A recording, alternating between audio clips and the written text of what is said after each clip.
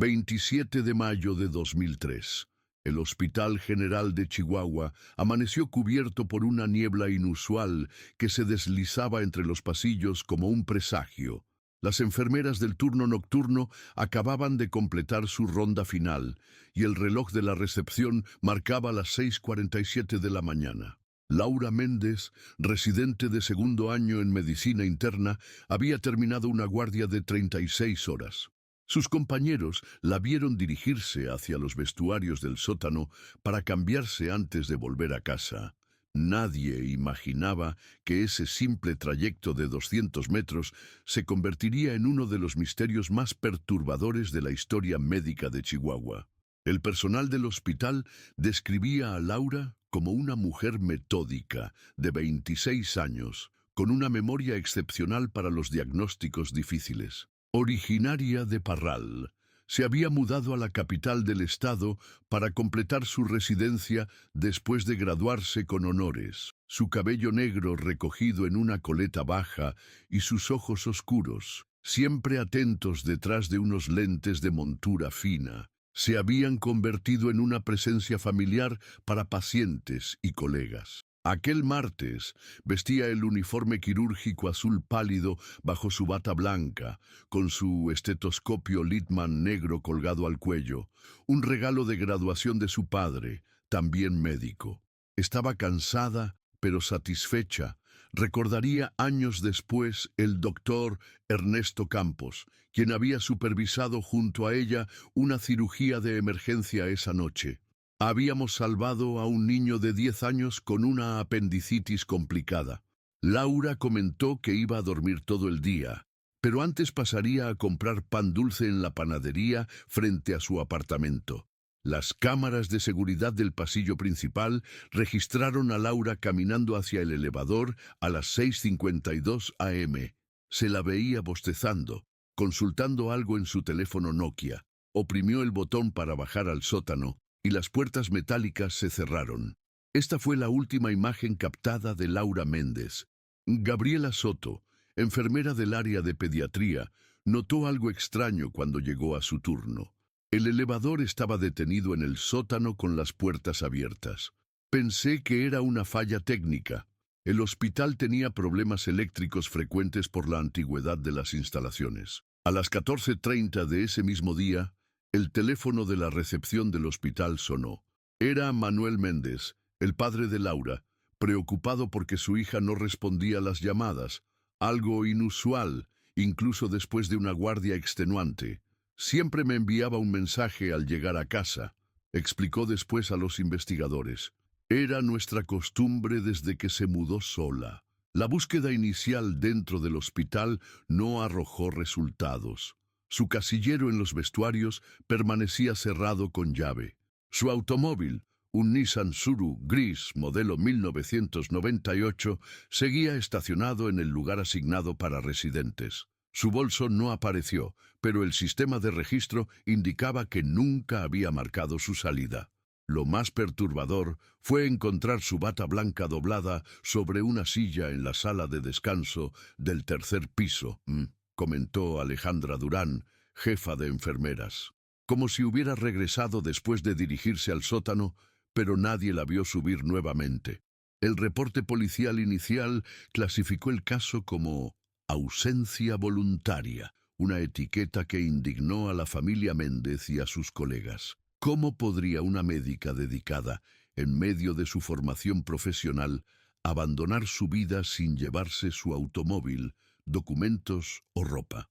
El comandante Raúl Gutiérrez, entonces encargado de la investigación, defendió la clasificación. La mayoría de los adultos desaparecidos regresan en las primeras 72 horas. No había signos de violencia ni testigos de ningún incidente. Esas 72 horas se convirtieron en semanas, las semanas en meses.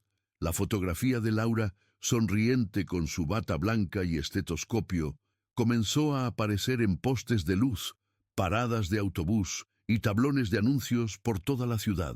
Su rostro se transformó en un recordatorio fantasmal de que, incluso en un edificio lleno de personas, alguien podía desvanecerse sin dejar rastro. La hipótesis inicial de la policía sugería que Laura podría haber salido por una de las puertas traseras de emergencia, donde no había cámaras, en 2003. Quizás un problema personal no revelado, una decisión impulsiva de abandonar la presión de la residencia médica, pero quienes la conocían rechazaban categóricamente esta posibilidad. Laura había superado la etapa más difícil de la residencia, insistió el doctor Campos. Estaba entusiasmada por la rotación en cardiología que comenzaría la semana siguiente. Había reservado vuelos para visitar a sus padres el mes entrante. Cada detalle de su vida contradecía la teoría de una fuga voluntaria. A medida que la primavera daba paso al verano y el verano al otoño, el caso fue perdiendo visibilidad mediática. El Hospital General implementó nuevas medidas de seguridad, cámaras adicionales, registro biométrico, guardias en todas las salidas. Medidas que llegaron demasiado tarde para Laura. La última persona en comunicarse con ella fue su hermana menor, Daniela, quien recibió un mensaje de texto a las 6:49 am. Terminando guardia, te llamo cuando despierte. 3 minutos después de ser captada por las cámaras, entrando al elevador. 3 minutos antes de desaparecer sin dejar rastro en un edificio donde la muerte y la vida coexisten diariamente, donde los pasillos nunca están completamente vacíos, donde el silencio nunca es absoluto, y sin embargo, nadie vio nada, nadie escuchó nada, como si Laura Méndez se hubiera desvanecido entre los pisos, absorbida por el propio hospital que había jurado servir. La desaparición de Laura Méndez transformó al Hospital General de Chihuahua. Los pasillos que antes resonaban con conversaciones casuales ahora estaban impregnados de un silencio incómodo. Nadie quería hacer guardias nocturnas solo. Los residentes comenzaron a moverse en pares, especialmente al utilizar el elevador que conducía al sótano. El espacio que Laura había ocupado seguía presente como un vacío tangible. Era como si todos esperáramos verla aparecer en cualquier momento. Recordaría años después Javier Moreno, quien entonces era interno. Revisábamos 2 veces al entrar a habitaciones poco utilizadas o almacenes. Algunos incluso golpeaban las paredes de los pasillos del sótano, como si pudieran encontrar un compartimento oculto. La familia Méndez se trasladó desde Parral a Chihuahua capital para coordinar la búsqueda personalmente. Manuel Méndez, cirujano retirado, y su esposa Carmen alquilaron un pequeño apartamento cerca del hospital. Cada mañana, durante meses, Carmen esperaba en la entrada principal con fotografías de su hija, preguntando a cada persona que entraba si había visto algo inusual el día de la desaparición. Venía con termos de café para el personal de seguridad, relató Miguel Sánchez, entonces guardia del estacionamiento.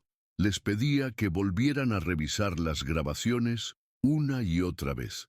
Buscaba detalles que pudieran haberse pasado por alto. Una sombra, un reflejo, cualquier cosa.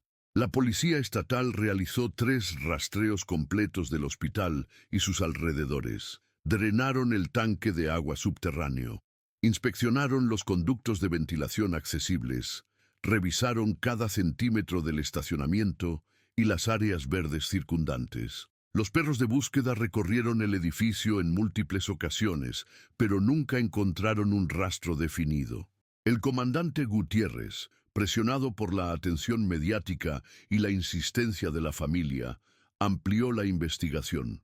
Se entrevistó a los 412 empleados que estaban en el hospital esa madrugada. Se revisaron los expedientes de los 178 pacientes internados. Se analizaron las llamadas telefónicas entrantes y salientes de la centralita del hospital. Nunca habíamos tenido un caso así, admitió Gutiérrez en una conferencia de prensa en agosto de 2003. Es como si las paredes hubieran absorbido a esta joven doctora. Una teoría que ganó fuerza inicialmente fue la posibilidad de un ataque relacionado con el narcotráfico. 2003 marcaba el inicio de un período de violencia creciente en Chihuahua.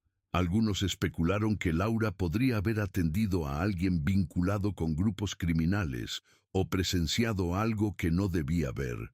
Revisamos todos los ingresos de emergencia de las semanas previas, explicó la fiscal especial Claudia Bernal, asignada al caso en septiembre.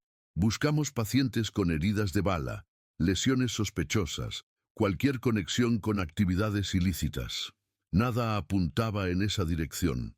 La teoría de un pretendiente rechazado o un acosador dentro del personal también fue exhaustivamente explorada. Se analizaron las relaciones personales de Laura, sus conversaciones telefónicas, correos electrónicos y mensajes de texto. Su vida personal resultó ser transparente.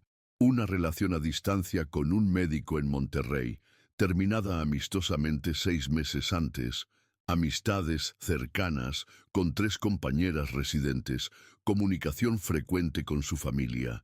Laura era reservada pero no solitaria, explicó su hermana Daniela a los investigadores. No tenía enemigos, no estaba involucrada en conflictos. Su vida giraba alrededor de la medicina y su familia.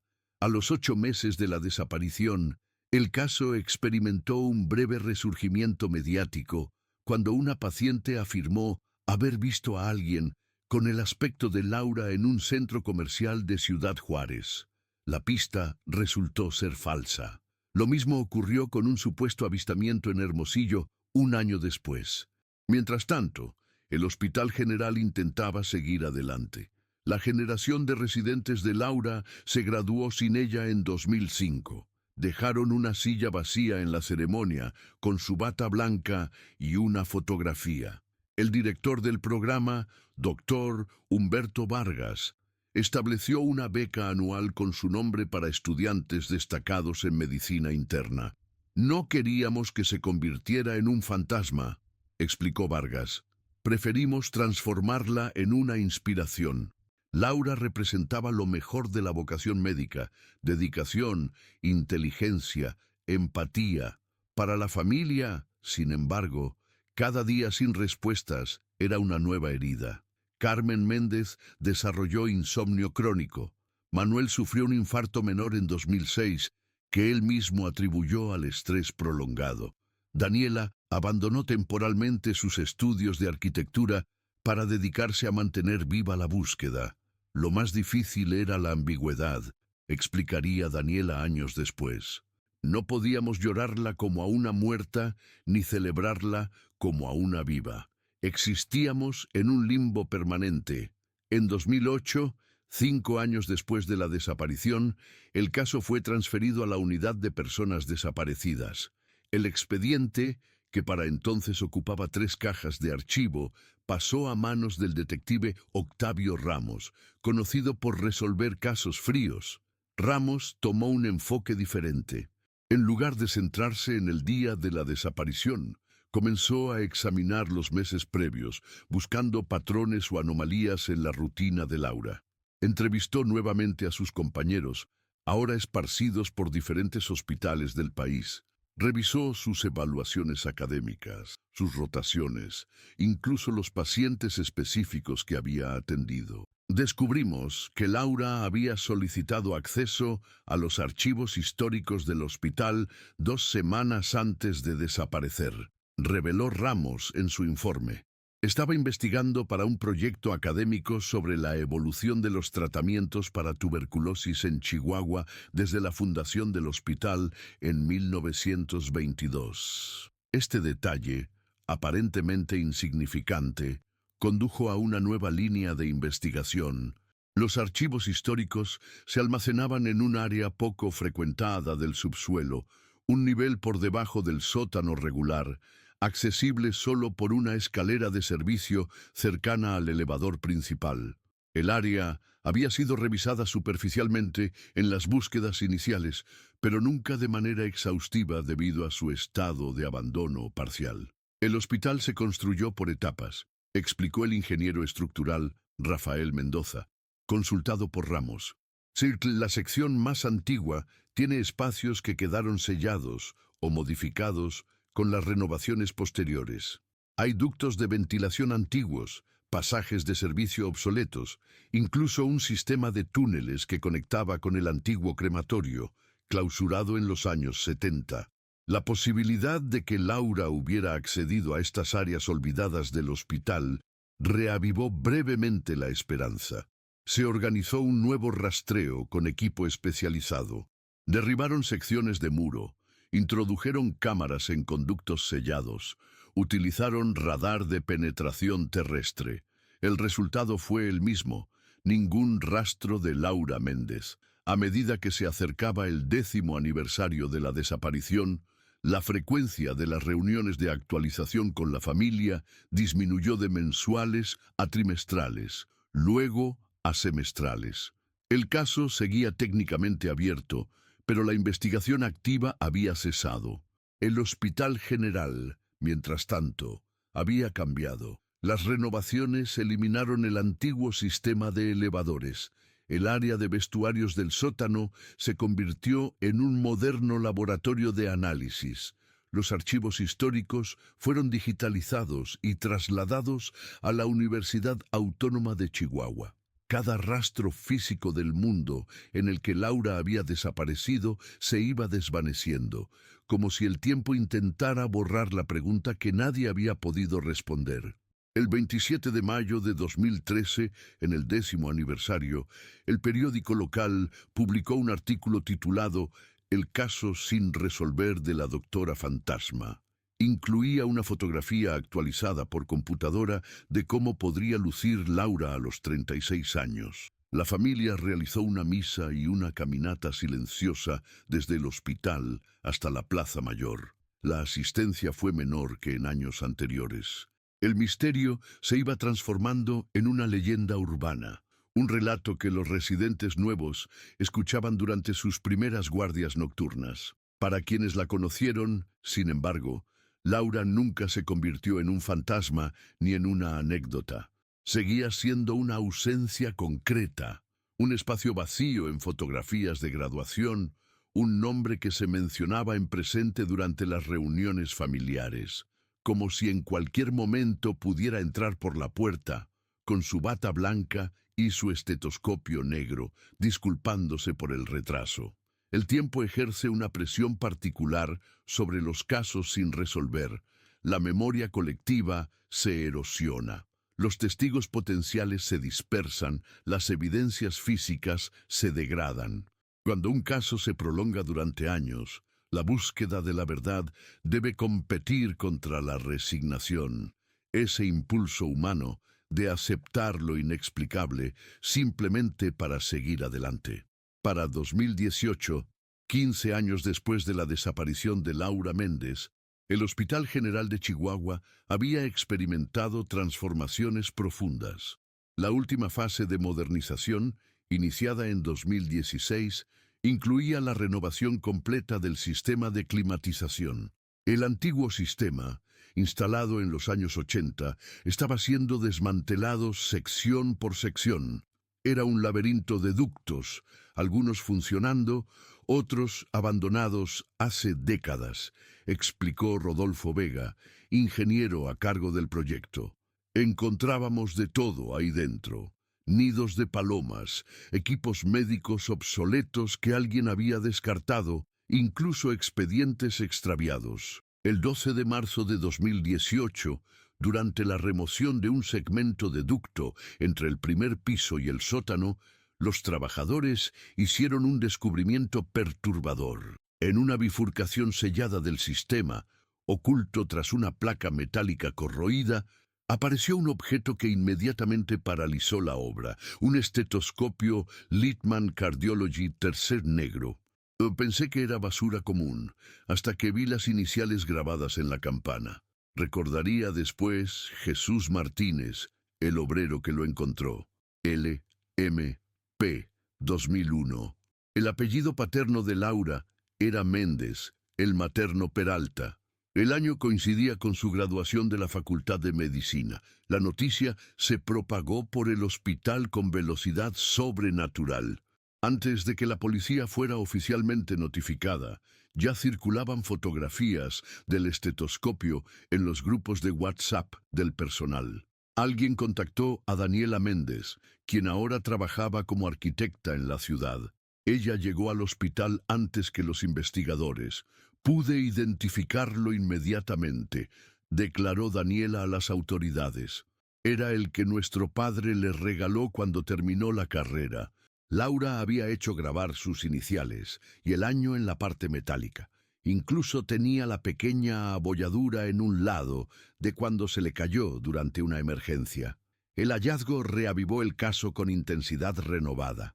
El ahora comisionado Raúl Gutiérrez, quien había dirigido la investigación original, regresó del retiro para supervisar personalmente esta nueva fase. El detective Octavio Ramos, quien nunca había abandonado completamente el expediente, coordinó el operativo forense. El ducto donde se encontró el estetoscopio no apareció en los planos utilizados durante la búsqueda inicial, explicó Ramos a la prensa. Era parte de un sistema secundario de ventilación que quedó sellado durante una renovación en 1997, 6 años antes de la desaparición. Según los planos actualizados que teníamos entonces, ese pasaje no debería existir. El análisis preliminar del estetoscopio reveló detalles inquietantes. Aunque la capa externa de plástico mostraba el deterioro esperado tras 15 años en condiciones de humedad y temperatura variables, no había acumulación significativa de polvo ni telarañas, como cabría esperar en un espacio totalmente sellado durante ese período. Esto sugiere que el ducto tuvo algún tipo de ventilación o acceso durante al menos parte del tiempo transcurrido, concluyó la doctora Elena Fuentes, especialista forense, o bien que el estetoscopio fue colocado allí en una fecha posterior a la desaparición. La inspección del ducto presentó desafíos técnicos considerables. Con apenas 60 centímetros de diámetro y varios giros pronunciados, el espacio no permitía el acceso humano directo. Se utilizaron cámaras robóticas y equipo de endoscopía industrial para explorar su interior. El ducto conectaba con una red más amplia, parte del sistema original de ventilación de 1952, informó el ingeniero Vega. Algunos tramos habían colapsado por la oxidación, otros estaban bloqueados por anidaciones de roedores o acumulación de escombros. No se encontraron restos humanos ni otras pertenencias de Laura en el sistema de ductos. Sin embargo, el análisis reveló algo inesperado: huellas parciales de calzado en algunos tramos horizontales del conducto, preservadas en el polvo acumulado y la corrosión. Alguien transitó por estos ductos en algún momento, confirmó Ramos. No podemos determinar cuándo exactamente, pero las marcas corresponden a calzado tipo quirúrgico, similar al que usaba el personal médico. El estetoscopio se convirtió en la primera evidencia física concreta en 15 años de investigación. Su presencia en un lugar teóricamente inaccesible planteaba más preguntas que respuestas. ¿Cómo llegó ahí? ¿Fue colocado inmediatamente después de la desaparición o años después? ¿Representaba un intento de ocultar evidencia o, más perturbadoramente, un trofeo conservado por quien fuera responsable? La familia Méndez recibió la noticia con una mezcla de esperanza y dolor renovado. Manuel, ahora de 72 años y debilitado por problemas cardíacos, viajó desde Parral para ver el estetoscopio. Es como recibir un mensaje de ella después de tanto silencio, dijo a los investigadores, sosteniendo el instrumento médico con manos temblorosas. Laura nunca se separaba voluntariamente de él. Lo consideraba un símbolo de su compromiso con la medicina. Carmen, quien en los años transcurridos había canalizado su dolor, fundando una organización para familias de personas desaparecidas, expresó un sentimiento compartido por muchos. Después de tanto tiempo, temíamos que el caso fuera olvidado completamente, que Laura se convirtiera en una estadística más. Este hallazgo nos dice que todavía hay verdades por descubrir. La prensa nacional retomó el caso. Documentales y podcasts exploraron las nuevas teorías. Las redes sociales, inexistentes cuando Laura desapareció, ahora amplificaban cada detalle y especulación. Surgieron grupos de investigadores aficionados que analizaban los planos históricos del hospital, entrevistaban a ex-empleados y construían elaboradas cronologías. Para la nueva generación de residentes del Hospital General, muchos de los cuales eran niños cuando ocurrió la desaparición, el caso adquirió una dimensión mitológica. La imagen de Laura, extraída de su credencial y ampliada en pancartas conmemorativas, observaba desde el auditorio principal, donde ahora se realizaba una conferencia anual en su memoria. El equipo de investigación estableció una nueva cronología, centrándose en el período inmediatamente posterior a la última imagen de Laura entrando al elevador. Se analizaron nuevamente las grabaciones de seguridad, ahora con tecnología de mejoramiento digital no disponible en 2003. En una de las cámaras del pasillo principal, a las 7:12 am, 20 minutos después de la última aparición confirmada de Laura, se observa una sombra anómala en el reflejo de una puerta de cristal, señaló Ramos. Es demasiado breve y difusa para identificar a una persona, pero confirma movimiento en un área que se creía vacía a esa hora. Se entrevistó nuevamente a todo el personal que había estado presente aquella mañana y seguía con vida. La mayoría recordaba fragmentos, impresiones difusas, alteradas por el tiempo y la sugestión posterior. Sin embargo, surgió un testimonio previamente no registrado. Vicente Orozco, quien en 2003 trabajaba como técnico de mantenimiento y ahora vivía en Sonora, mencionó algo que había considerado irrelevante hasta el descubrimiento del estetoscopio. Esa mañana estaba reparando una fuga en la tubería del cuarto piso. Alrededor de las 7:30, escuché ruidos provenientes de un panel de acceso al sistema de ventilación. Pensé que eran ratas, como ocurría frecuentemente en el edificio antiguo. Pero ahora que lo pienso, el sonido era más como de arrastre, metálico, como si alguien moviera herramientas dentro del ducto. La ubicación mencionada por Orozco estaba directamente conectada con el sistema donde se encontró el estetoscopio, separada por apenas 20 metros de conducto. Este testimonio coincidía con otro detalle. Esa misma mañana se había reportado una falla eléctrica en el ala este del primer piso, cerca de la conexión entre el edificio original y la ampliación de los años 90. El corte duró aproximadamente 40 minutos, afectando temporalmente algunas cámaras de seguridad. Estamos reconstruyendo un rompecabezas donde muchas piezas se han perdido para siempre, admitió el comisionado Gutiérrez. No, pero el estetoscopio es un ancla física, algo concreto después de años de especulación. A medida que la investigación avanzaba, quedaba claro que el Hospital General guardaba más secretos de los imaginados. Los planos originales, recuperados del Archivo Histórico Municipal, revelaron características arquitectónicas que se habían omitido en las renovaciones posteriores. Pasajes de servicio tapiados, conductos de eliminación de residuos clausurados, incluso un sistema de túneles que conectaba el sótano con un edificio anexo demolido en 1985. Los hospitales antiguos son como organismos que evolucionan, explicó Mendoza. El ingeniero estructural de cada renovación añade capas sobre las anteriores. No siempre se elimina lo obsoleto, a veces simplemente se sella y se construye encima. Esto crea espacios intersticiales, zonas olvidadas entre lo nuevo y lo viejo. El hallazgo del estetoscopio transformó la narrativa.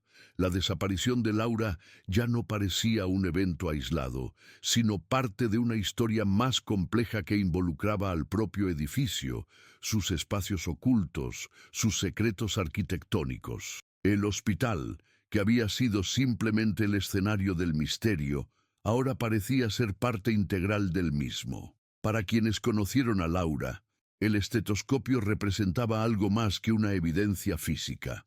Era un recordatorio de la persona real detrás del caso, de la joven doctora apasionada por la medicina interna que desapareció una mañana de mayo dejando tras de sí un vacío que ninguna teoría o especulación había logrado llenar. Verlo de nuevo fue como escuchar su voz, confesó Alejandra Durán, la antigua jefa de enfermeras, ahora jubilada. Laura siempre decía que un buen médico primero escucha, luego examina y finalmente diagnostica. Ese estetoscopio era su herramienta más preciada, porque representaba el acto de escuchar. 20 años después, el hospital finalmente parecía estar revelando sus secretos, susurrando respuestas a través de sus paredes, conductos y espacios olvidados. Y el mensaje que enviaba era perturbador. Laura Méndez nunca había abandonado el edificio. Cuando un objeto vinculado a una persona desaparecida emerge después de tanto tiempo, transforma irrevocablemente la investigación.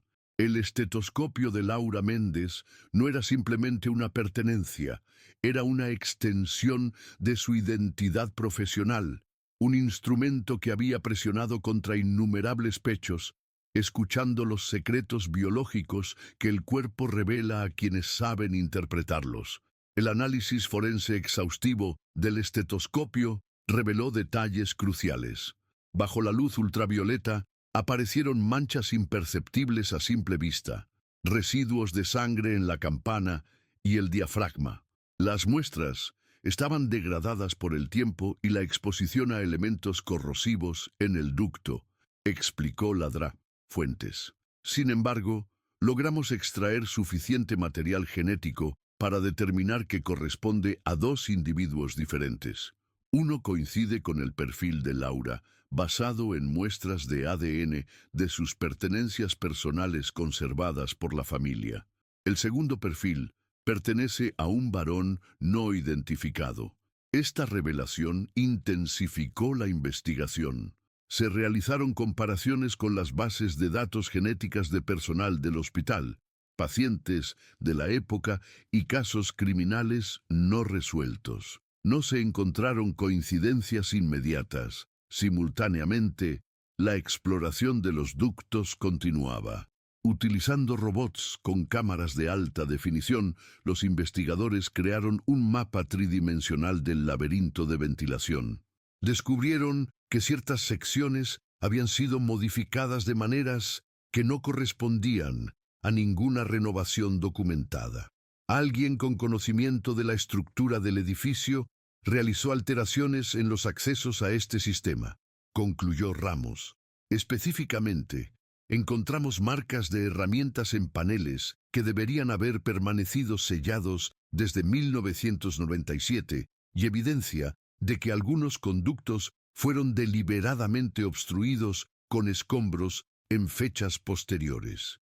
La hipótesis de un accidente, que Laura hubiera caído accidentalmente en algún conducto abierto durante mantenimiento, quedó descartada. Las modificaciones identificadas sugerían una acción premeditada, un conocimiento profundo de los espacios ocultos del hospital. En mayo de 2019, la investigación dio un giro inesperado. Durante la revisión de los registros de mantenimiento de 2003, el detective Ramos encontró una anomalía. El día de la desaparición de Laura, se había programado mantenimiento al sistema de ventilación del edificio antiguo, pero fue cancelado y reprogramado para la semana siguiente. La orden de trabajo original había sido firmada por Esteban Reynosa, entonces jefe de mantenimiento, fallecido en 2011. Las entrevistas con el personal de mantenimiento que trabajaba bajo la supervisión de Reynosa revelaron un patrón inquietante. Diego Armenta, quien había sido su asistente, recordaba detalles perturbadores. Reynosa tenía un interés obsesivo por la estructura original del hospital. Guardaba planos antiguos en su oficina, algunos que ni siquiera estaban en los archivos oficiales. Conocía cada rincón, cada ducto, cada espacio entre paredes. Decía que el hospital le hablaba, que podía escuchar sus secretos a través de las paredes. Lo que inicialmente parecía la excentricidad de un empleado dedicado, adquirió un cariz siniestro cuando Armenta reveló otro detalle. Reynosa coleccionaba objetos que encontraba durante las reparaciones. Tenía un armario en su taller lleno de cosas olvidadas por médicos y pacientes a lo largo de los años. Lo llamaba su Museo Personal de la Memoria del Hospital. La residencia de Esteban Reynosa, una casa modesta en la periferia de Chihuahua, había sido vendida tras su muerte. Su única hija, Mariana Reynosa, vivía ahora en Guadalajara. Cuando los investigadores la contactaron, su reacción fue de sorpresa y desconcierto. Mi padre dedicó 40 años de su vida a ese hospital, explicó durante la videollamada con los detectives. Después de que mi madre murió en 1998, el hospital se convirtió en su verdadero hogar. Dormía en la sala de mantenimiento durante las guardias nocturnas más de lo que dormía en su propia cama. Mariana confirmó la existencia de la colección de objetos mencionada por Armenta. Cuando murió, encontré cajas llenas de cosas extrañas, llaves antiguas, instrumentos médicos obsoletos, incluso placas con nombres de médicos que habían trabajado allí décadas atrás. Las doné al Museo Médico de la Universidad. Los investigadores localizaron la donación en los registros de la Universidad Autónoma de Chihuahua. La colección Reynosa, como había sido catalogada, contenía 217 objetos relacionados con la historia del Hospital General, desde la década de 1920 hasta 2010, un año antes de su muerte. Lo que nos llamó la atención fue una serie de cuadernos que acompañaban la colección, comentó Ramos. Reynosa documentaba meticulosamente cada objeto, dónde lo había encontrado, cuándo y a veces a quién había pertenecido. Era una especie de arqueólogo no oficial del hospital. Los cuadernos, escritos en una letra diminuta y precisa, revelaban una mente obsesionada con preservar la memoria del hospital, pero también sugerían un conocimiento inquietantemente detallado sobre el personal médico. En el cuaderno correspondiente a 2003 encontraron entradas sobre Laura Méndez. 3 de abril, Ladra M. Solicita acceso a los archivos históricos para su investigación sobre tuberculosis. Le mostré la sección antigua. Parece genuinamente interesada en la historia del hospital. 17 de abril, Ladra M. Regresa a los archivos. Hace muchas preguntas sobre la estructura original. Los túneles del crematorio. Demasiado curiosa. 5 de mayo. Ladra M. Menciona haber encontrado discrepancias en los registros de fallecimientos de 1958-1962. Dice que necesita revisar más documentos. Preocupante. La última entrada relacionada con Laura, fechada el 26 de mayo, un día antes de su desaparición, contenía solo una frase. La Dra M sabe demasiado. El hospital debe proteger sus secretos. Este descubrimiento transformó completamente la dirección de la investigación.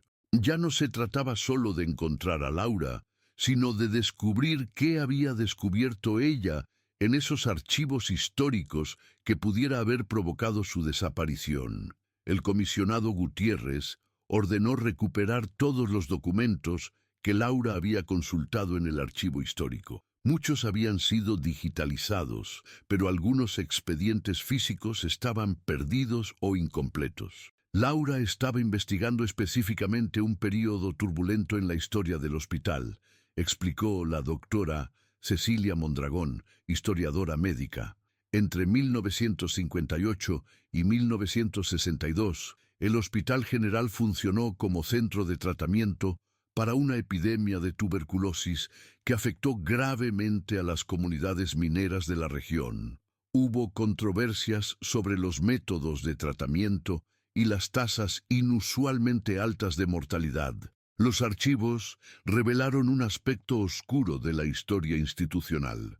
Durante ese periodo, bajo la dirección del doctor Alfonso Hernández, se habían implementado protocolos experimentales para el tratamiento de la tuberculosis, algunos de dudosa ética, según los estándares actuales. Los pacientes más graves, principalmente mineros indígenas sin familia conocida, eran trasladados a un pabellón aislado en el subsuelo del hospital, continuó Mondragón.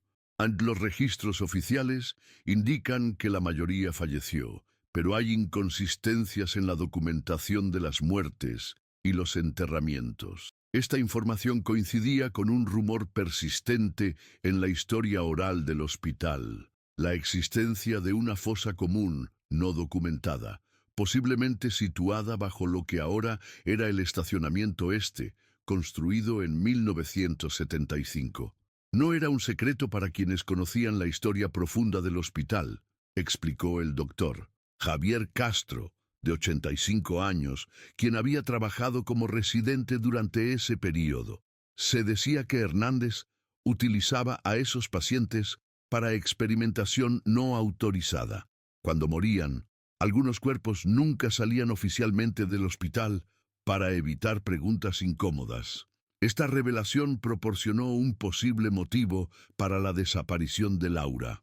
Si había descubierto evidencia concreta de estos experimentos no éticos y muertes encubiertas, podría haber representado una amenaza para la reputación histórica de la institución. El 14 de junio de 2019, la policía obtuvo una orden judicial para excavar en el área del estacionamiento este. Utilizando radar de penetración terrestre, identificaron anomalías en el subsuelo consistentes con una alteración del terreno no documentada en los planos de construcción. La excavación, que duró 3 semanas, confirmó lo impensable. Bajo una capa de concreto y relleno se encontraron restos óseos humanos correspondientes a múltiples individuos. Las estimaciones preliminares sugerían la presencia de al menos 38 cuerpos, dispuestos en lo que parecía haber sido una fosa común apresurada. Los restos presentan características consistentes con pacientes de tuberculosis avanzada, confirmó el antropólogo forense Ramón Quirós. Marcas distintivas en las costillas y vértebras, típicas de la enfermedad. Pero algunos esqueletos también muestran evidencia de procedimientos quirúrgicos experimentales, principalmente en la cavidad torácica. El descubrimiento conmocionó a la comunidad médica de Chihuahua y generó una crisis institucional. El Hospital General emitió un comunicado reconociendo estos eventos históricos profundamente lamentables y comprometiéndose a una investigación transparente. Para la investigación sobre Laura, este hallazgo representaba una pieza crucial del rompecabezas. Las fechas coincidían. Ella había estado investigando precisamente ese período oscuro de la historia del hospital. Creemos que Laura descubrió la existencia de esta fosa común a través de inconsistencias en los registros, explicó Ramos. Probablemente encontró documentación que señalaba directamente la ubicación o alguna evidencia fotográfica en los archivos históricos. El siguiente paso era establecer la conexión entre este descubrimiento histórico y Esteban Reynosa, el jefe de mantenimiento obsesionado con los secretos del hospital. ¿Había actuado para silenciar a Laura? Y si era así, ¿había actuado solo o como parte de un esfuerzo institucional para proteger la reputación del hospital? La respuesta surgió de una fuente inesperada. Carmen Méndez, quien nunca había abandonado su búsqueda personal, había mantenido correspondencia con antiguos empleados del hospital durante años. Entre sus archivos encontró una carta de 2007 de Reynosa, enviada en respuesta a uno de sus muchos cuestionarios. Estimada señora, lamento no poder ayudarla con información sobre su hija. El hospital es un laberinto de secretos. Algunos deben permanecer enterrados por el bien de todos. Algunos médicos jóvenes no entienden que hay verdades que no deben salir a la luz, por respeto a quienes sirvieron antes que nosotros. Le aseguro que su hija está en paz. El hospital cuida de los suyos, incluso de aquellos que intentaron traicionarlo. Esta carta, inquietante en su ambigüedad, nunca había sido entregada a los investigadores. Carmen la había considerado otra respuesta evasiva, una de las tantas recibidas a lo largo de los años. Ahora, en el contexto de los nuevos descubrimientos, sus palabras adquirían un significado siniestro. Las instituciones, como las personas, pueden guardar secretos durante décadas. El Hospital General de Chihuahua con sus paredes centenarias y sus generaciones de médicos, enfermeras y pacientes, había acumulado capas de historias no contadas, verdades incómodas sepultadas bajo el peso del tiempo y la burocracia. El descubrimiento de la fosa común y la conexión con la investigación de Laura Méndez generaron una tormenta mediática sin precedentes. La Fiscalía Especializada anunció la formación de dos equipos separados, pero coordinados. Uno continuaría la investigación sobre la desaparición de Laura, mientras el otro se enfocaría en los posibles crímenes históricos relacionados con los pacientes de tuberculosis de los años 50 y 60. Para julio de 2019, los investigadores habían identificado a 3 personas vivas que podrían tener conocimiento directo de ambos casos. La DRA-PTA, Matilde Sandoval, de 91 años, quien había trabajado como asistente del doctor Hernández durante el periodo crítico; Joaquín Vega, de 83 años, quien había sido supervisor de mantenimiento entre 1955 y 1985 y mentor de Esteban Reynosa; y Lucía Torres, de 78 años, antigua secretaria administrativa que había manejado los registros de defunciones durante décadas. La Deri Sandoval, quien vivía en una residencia para jubilados en la Ciudad de México, inicialmente se negó a hablar. «Hay cosas que juré no revelar», fue su respuesta cuando los investigadores la contactaron. Sin embargo, cuando se le informó sobre el descubrimiento de la fosa común, su resistencia se quebró. Su testimonio, registrado en video durante 3 días consecutivos, proporcionó el contexto histórico que faltaba. El doctor Hernández estaba obsesionado con encontrar tratamientos innovadores para la tuberculosis, relató Sandoval. Había estudiado en Europa después de la guerra y regresó con ideas radicales sobre intervenciones quirúrgicas en casos avanzados. El problema era que necesitaba pacientes para sus experimentos, y las regulaciones éticas ya comenzaban a ser más estrictas.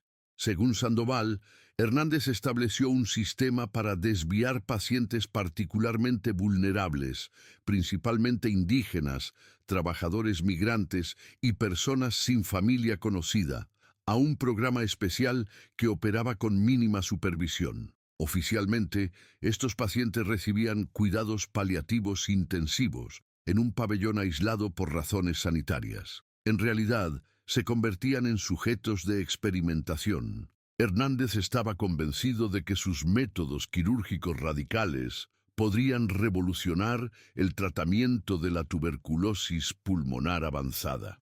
Los procedimientos, que incluían resecciones pulmonares experimentales y métodos invasivos para colapsar cavidades tuberculosas, resultaban frecuentemente fatales. Para evitar escrutinio externo, Hernández estableció un sistema para gestionar discretamente los cuerpos. Había un crematorio en el edificio anexo, pero no podía procesar tantos cuerpos sin generar preguntas. Además, muchas familias indígenas se habrían opuesto a la cremación por razones culturales. La solución fue un área de enterramiento no oficial.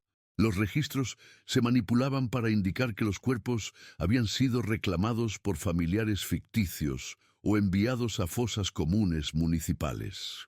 Este sistema operó hasta 1962, cuando Hernández abandonó el hospital para asumir un cargo gubernamental. La existencia de la fosa común se convirtió en un secreto institucional, conocido solo por un pequeño círculo de personas en posiciones clave. Después de que Hernández se fue, todos queríamos olvidar esa época oscura, confesó Sandoval. Se tapió el acceso al pabellón subterráneo durante una renovación en 1968. Los documentos más comprometedores fueron retirados del archivo. Pensábamos que ese capítulo había quedado enterrado para siempre. El testimonio de Joaquín Vega, el antiguo supervisor de mantenimiento, complementó esta historia desde otra perspectiva. «Yo ayudé a sellar ese pabellón», admitió. «Construimos un muro falso, modificamos los planos, Con cada renovación posterior, esa área quedaba más profundamente enterrada bajo nuevas estructuras. Para los años 90, casi nadie recordaba su existencia exacta, pero Esteban Reynosa, su protegido y sucesor, había heredado no solo su posición, sino también su conocimiento de los secretos arquitectónicos del hospital. Esteban estaba fascinado con la historia oculta del edificio, explicó Vega. Pasaba horas explorando los espacios abandonados, documentando todo. Encontró el acceso al pabellón sellado a través del sistema de ventilación antiguo. Me mostró fotografías una vez, equipos médicos oxidados, camas de hospital con correas de sujeción, un quirófano improvisado. Me dijo que era su responsabilidad proteger al hospital de su propio pasado. La tercera testigo, Lucía Torres, aportó la conexión final. Como secretaria administrativa entre 1950 y 2005, había manejado documentación sensible durante décadas. En 2003, una joven doctora comenzó a hacer preguntas incómodas, recordó Torres. Estaba reconstruyendo los registros de mortalidad, comparando documentos oficiales con notas clínicas, identificando discrepancias. Encontró patrones que nadie había notado, pacientes que supuestamente habían sido transferidos pero sin destino documentado, certificados de defunción con causas improbables, firmas de familiares con caligrafía sospechosamente similar.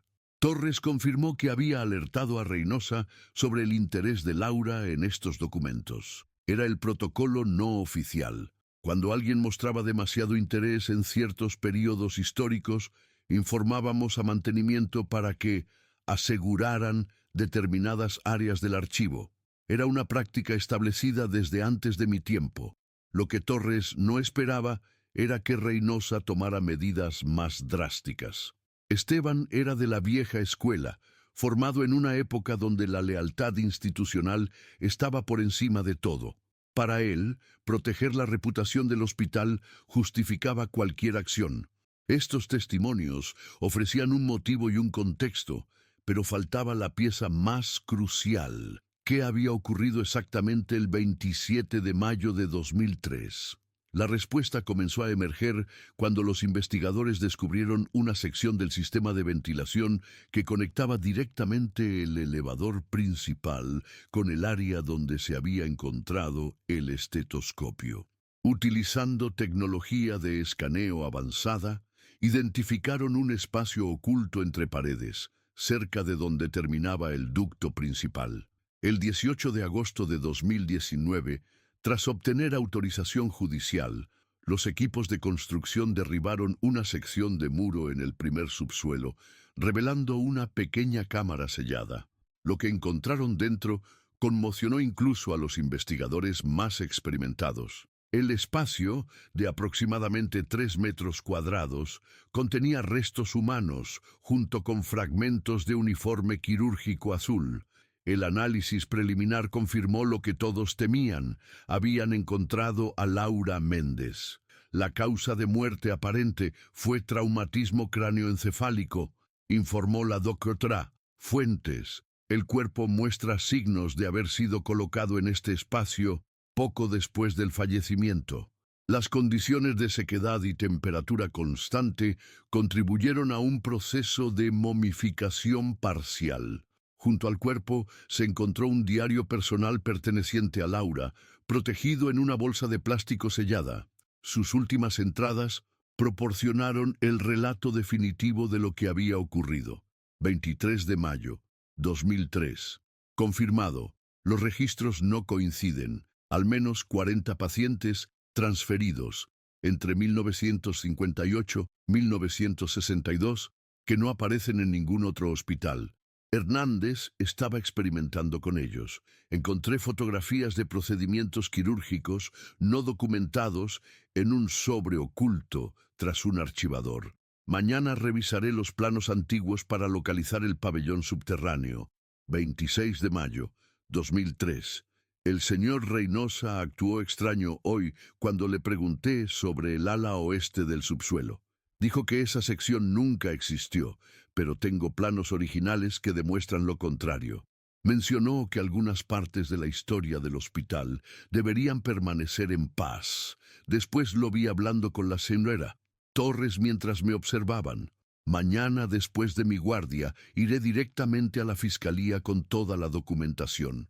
Esta última entrada, escrita horas antes de su desaparición, fue seguida por unas líneas apresuradas, con letra temblorosa, escritas en un margen. 27 mayo, 7:30, estoy atrapada. Reynosa me interceptó en el elevador. Dijo que necesitaba mostrarme algo sobre los documentos que había encontrado. Me llevó por pasajes de mantenimiento. Cuando entendí sus intenciones, intenté huir. Me golpeó con algo metálico. Estoy herida. Sangro mucho. Ha sellado la entrada. Nadie sabe que estoy aquí. Si alguien encuentra esto algún día, digan a mi familia que los ha. La frase quedaba interrumpida. Un análisis de las manchas de sangre en el diario confirmó que Laura había escrito estas últimas palabras mientras se desangraba, probablemente deslizándose hacia la inconsciencia. El estetoscopio, encontrado en el ducto, había sido aparentemente arrojado allí por Reynosa mientras transportaba el cuerpo a su destino final. Las manchas de sangre pertenecientes a un varón correspondían genéticamente con muestras obtenidas de la hija de Reynosa, confirmando su paternidad. Laura había luchado, hiriendo a su atacante antes de sucumbir. Con estas evidencias, la Fiscalía pudo finalmente reconstruir los eventos de aquel día. Laura Méndez, tras descubrir evidencia de experimentación humana no ética y una fosa común encubierta, se había convertido en una amenaza para un secreto institucional guardado durante décadas. Esteban Reynosa, autoproclamado guardián de ese secreto, la había atraído a un área aislada, la había atacado y luego ocultado su cuerpo en un espacio entre paredes que solo él conocía. La tragedia tenía múltiples capas. Laura había muerto por descubrir crímenes cometidos 4 décadas antes de su nacimiento. Reynosa había llevado su secreto a la tumba en 2011, quizás convencido de que actuaba por lealtad a la institución a la que había dedicado su vida. Y el Hospital General, cuya misión era preservar la vida, había sido cómplice involuntario de ambas tragedias.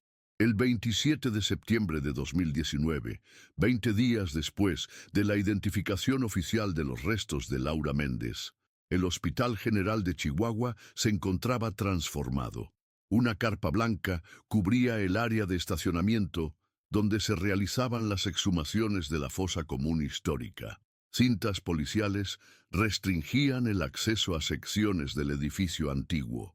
Y en el vestíbulo principal, un altar improvisado crecía día a día. Fotografías de Laura, velas, flores, mensajes de colegas y pacientes que aún recordaban a la joven doctora desaparecida 16 años atrás. Para la familia Méndez, el descubrimiento representaba un final desgarrador pero necesario a su larga búsqueda. Manuel, con su salud significativamente deteriorada, observaba desde una silla de ruedas los preparativos para el funeral de su hija. Durante años, imaginé 1000 escenarios, la mayoría improbables, donde Laura seguía viva en algún lugar, confesó a los investigadores durante su última entrevista. Inventaba historias donde había perdido la memoria, donde se había ido voluntariamente a comenzar una nueva vida, donde había sido secuestrada, pero eventualmente sería liberada. Cualquier narrativa era preferible a la certeza de su muerte. Ahora, al menos, podemos despedirnos adecuadamente. Carmen, quien había canalizado su dolor en el activismo, enfrentaba sentimientos contradictorios. Encontrarla significa perder la esperanza definitivamente, pero también representa el fin de la incertidumbre. Laura no es solo una desaparecida más en las estadísticas de México. Su caso tiene respuestas, tiene responsables, tiene justicia, aunque tardía. El funeral, celebrado en la Catedral de Chihuahua, reunió a cientos de personas. La familia, compañeros médicos, pacientes que Laura había tratado, investigadores que habían dedicado años al caso, y ciudadanos conmovidos por una historia que había capturado la conciencia colectiva de la ciudad durante casi 2 décadas. Entre los asistentes estaba Daniela, quien había suspendido su carrera de arquitectura tras la desaparición de su hermana, y ahora, a los 38 años, había creado una fundación que utilizaba técnicas arquitectónicas y de diseño para mejorar la búsqueda de personas desaparecidas. Laura nos enseñó a mirar más allá de lo visible, explicó Daniela en su elegía, a buscar en los espacios ocultos, en los silencios institucionales, en los registros olvidados. Su legado no es solo médico, es un recordatorio de que la verdad puede estar escondida entre paredes, pero eventualmente encuentra su camino hacia la luz. La investigación continuaba en múltiples frentes. El equipo forense había identificado hasta el momento 42 cuerpos en la fosa común, correspondientes a pacientes fallecidos entre 1958 y 1962. Los análisis confirmaban la historia revelada por la DECTRA. Sandoval. Muchos mostraban evidencia de procedimientos quirúrgicos experimentales, algunos claramente realizados post-mortem. El doctor Hernández estaba desarrollando técnicas que estaban décadas adelantadas a su tiempo, explicó el doctor Ramírez, patólogo forense, algunas similares a procedimientos que solo se volvieron estándar en los años 80. El problema ético fundamental fue que realizaba estas intervenciones sin consentimiento informado, en pacientes vulnerables, en condiciones subóptimas y ocultando los resultados negativos. La dimensión institucional del caso generó un proceso de reflexión profunda en la comunidad médica. El Hospital General, bajo nueva administración, estableció una comisión de transparencia histórica y ética médica. Su primer acto fue una declaración pública reconociendo las atrocidades cometidas bajo el régimen del doctor Hernández y el encubrimiento que había continuado durante décadas. Las instituciones, como las personas, deben enfrentar sus errores para sanar, declaró la doctora Alejandra Morales, actual directora. No podemos cambiar nuestro pasado, pero podemos honrar a las víctimas aprendiendo de estos horrores y asegurando que nunca se repitan. El caso también provocó un reexamen de otros hospitales históricos en México. ¿Cuántas instituciones guardaban secretos similares tras sus paredes centenarias? ¿Cuántas fosas no documentadas, experimentos no éticos y desapariciones inexplicadas permanecían enterradas bajo capas de silencio institucional? Para los investigadores, el caso de Laura Méndez representaba un cierre parcial pero significativo. El detective Ramos, quien había dedicado 11 años de su carrera a esta búsqueda, reflexionaba mientras observaba la demolición de la sección del hospital donde se había encontrado el cuerpo. A veces los casos más complejos tienen explicaciones sorprendentemente directas. No fue un cartel de drogas, no fue un asesino serial, no fue un pretendiente rechazado, fue un hombre mayor, un empleado respetado, actuando por una lealtad institucional distorsionada. Y lo que hace que este caso sea particularmente trágico es que Laura murió por hacer exactamente lo que se supone que debe hacer un buen médico: buscar la verdad, cuestionar las inconsistencias, defender a los pacientes vulnerables. La historia de Laura también generó cambios en los protocolos de búsqueda de personas desaparecidas en edificios complejos. El protocolo Méndez, implementado en varios estados mexicanos, establecía directrices específicas para examinar espacios intersticiales, sistemas de ventilación y áreas modificadas en estructuras históricas. Antes buscábamos principalmente en espacios convencionales, explicó la comandante Patricia Velasco, especialista en casos de desaparición. El caso Méndez nos enseñó a pensar arquitectónicamente, a considerar la evolución histórica de los edificios, a buscar espacios que existen entre planos oficiales y realidades construidas. Para conmemorar el lugar donde Laura había pasado sus últimos momentos, se instaló una placa de bronce en el vestíbulo del hospital. No marcaba el sitio exacto de su muerte. Esa sección había sido demolida y sellada permanentemente, sino que ofrecía un espacio de reflexión y recuerdo. La inscripción, seleccionada por su familia, rezaba: Dra. Laura Méndez Peralta, 1977-2003. Buscó verdades incómodas donde otros veían silencio. Su estetoscopio escuchó los secretos del pasado. La memoria es el primer paso hacia la justicia. Junto a la placa se colocó una vitrina que contenía su estetoscopio restaurado, el instrumento que había iniciado el desentrañamiento final del misterio. El objeto que una vez había ampliado los latidos de cientos de corazones, ahora amplificaba una historia de búsqueda, perseverancia y verdad largamente postergada. Durante la ceremonia de inauguración de este memorial, Manuel Méndez, sostenido por su esposa e hija, pronunció unas palabras que resumían el doloroso viaje de 16 años. Laura eligió la medicina porque creía en sanar no solo a los individuos, sino a la sociedad. En su muerte, como en su vida, continuó esa misión. Su desaparición obligó a esta institución y a esta ciudad a confrontar heridas históricas que habían sido ignoradas por demasiado tiempo. Los pacientes olvidados en esa fosa común finalmente reciben reconocimiento. Las prácticas médicas no éticas son expuestas y repudiadas. Y nosotros, su familia, podemos finalmente completar nuestro duelo. Carmen añadió un pensamiento final. Durante años, cada vez que veíamos a una mujer que se parecía a Laura en la calle, nuestros corazones se aceleraban. Ahora sabemos que no volverá físicamente, pero en cada médico joven que cuestiona lo establecido, en cada investigador que persiste cuando todos han abandonado, en cada familia que se niega a aceptar la desaparición de un ser querido como definitiva, Laura sigue presente. El estetoscopio en su vitrina captaba la luz de la tarde, proyectando un reflejo sobre las paredes blancas del hospital. El mismo edificio que había guardado el secreto de Laura durante 16 años, ahora preservaba su memoria.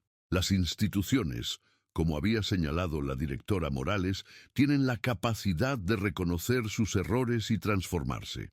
En los años siguientes, el caso de Laura Méndez se convertiría en estudio obligatorio para estudiantes de medicina legal, arquitectura forense y ética médica. Su nombre, una vez sinónimo de misterio, ahora representaba perseverancia y la importancia de cuestionar las narrativas institucionales. Los pacientes de tuberculosis encontrados en la fosa común fueron finalmente identificados y entregados a sus comunidades de origen para recibir sepultura digna. Se estableció un fondo de compensación para sus descendientes. La historia completa de los experimentos del Dr. Hernández fue documentada en publicaciones académicas y un extenso informe público, asegurando que este capítulo oscuro no fuera nuevamente olvidado.